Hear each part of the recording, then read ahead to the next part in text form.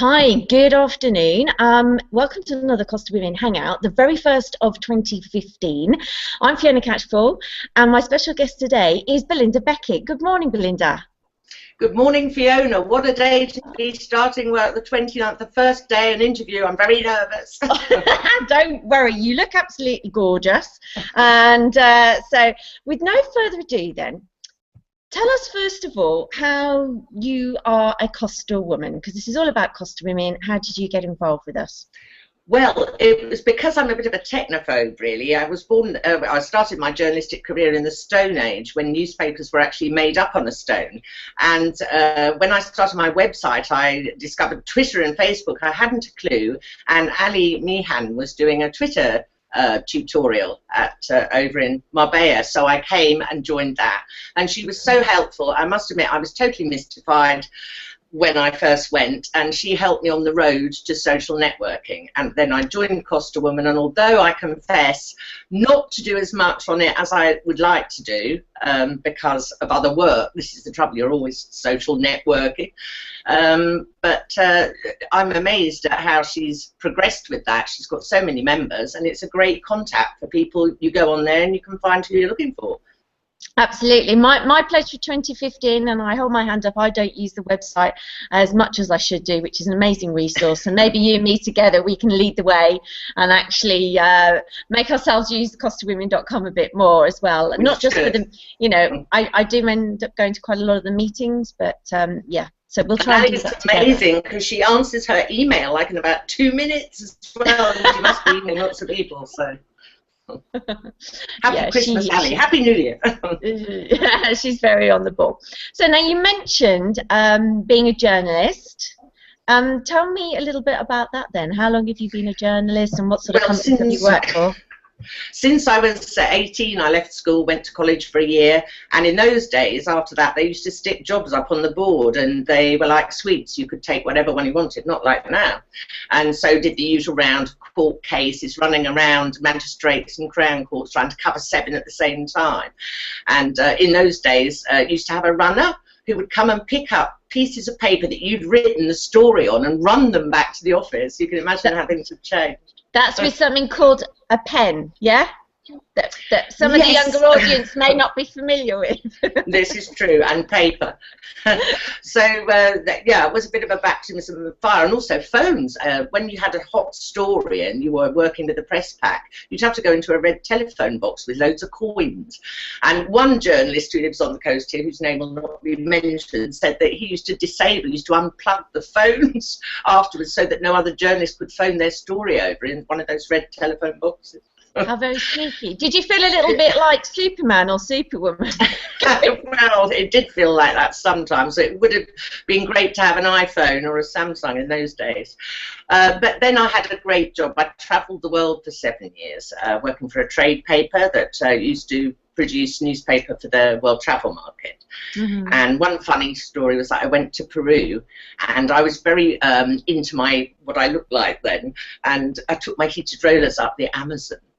Which was a bit of a laugh, as there was no electricity there, nowhere to plug them in. And after about an hour through the jungle with tarantulas, you didn't really care what you looked like anyway. Yeah. Oh my goodness.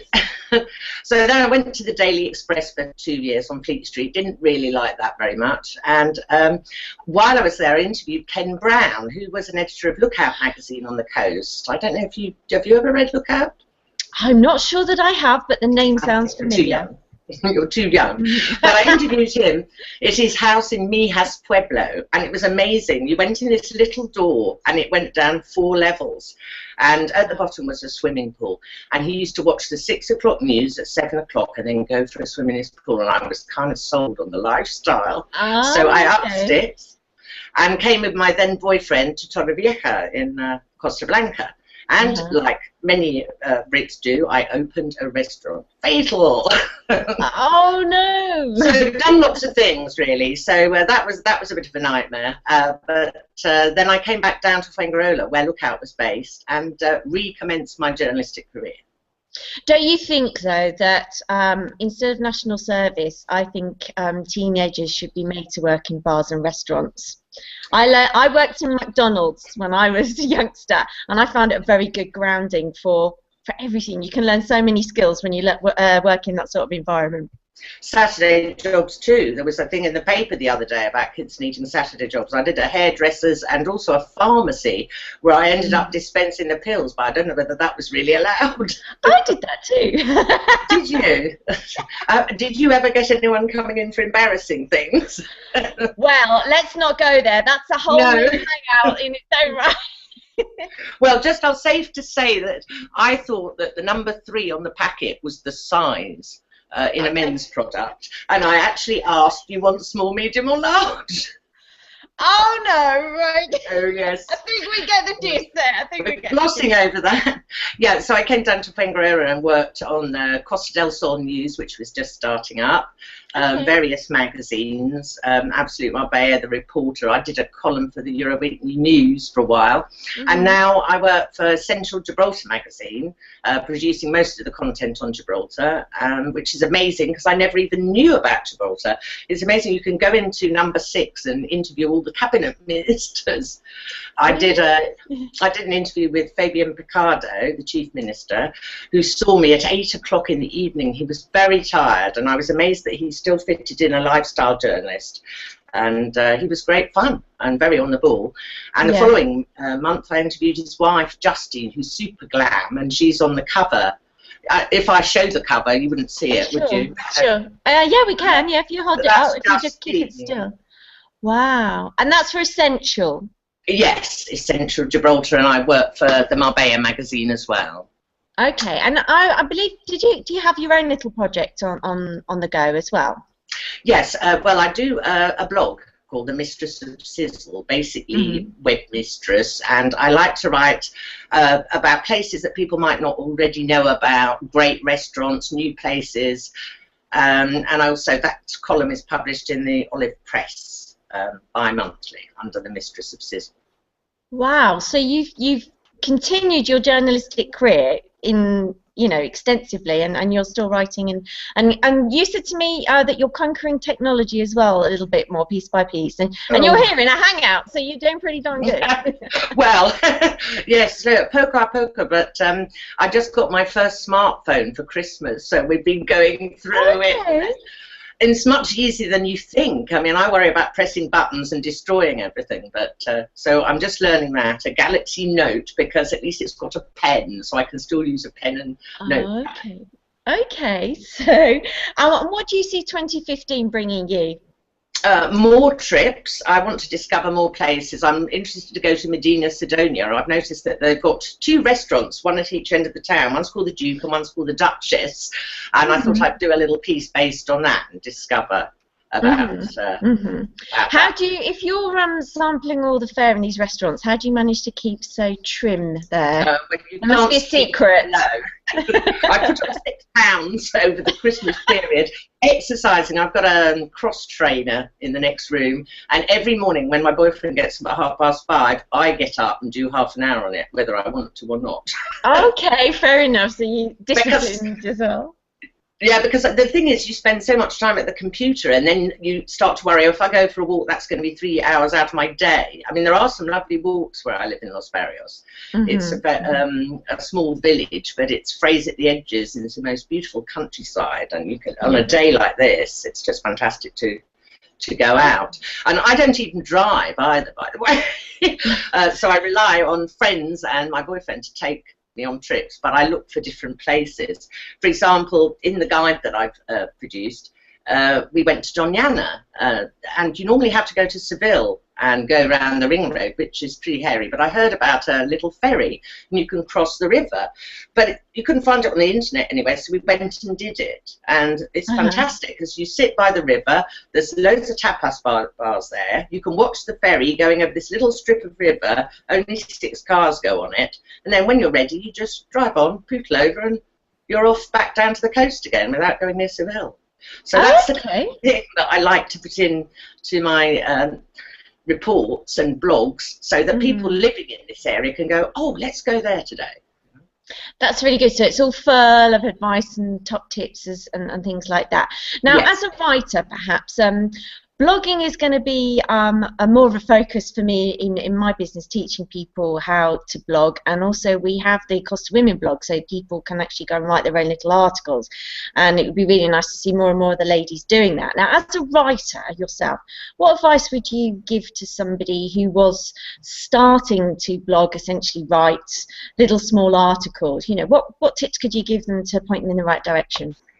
I think really pretend that you're telling a friend something, and what the most exciting things you start off with, hey, I went there and you never guess what happened. Even if you write it as you're telling it or speak into a tape and then whittle it down from there, don't worry about the semantics, how you phrase things, that will come. But make it light and lively. Okay, that's really good, and it's also like it's you then, isn't it? It's being one of the buzzwords is being authentic, so it is coming from your heart as well. Yes, and good pictures as well are nice, because a picture speaks 1,000 words. We all know that. Absolutely, you've stolen my line for my next blog. I was writing that last night. So.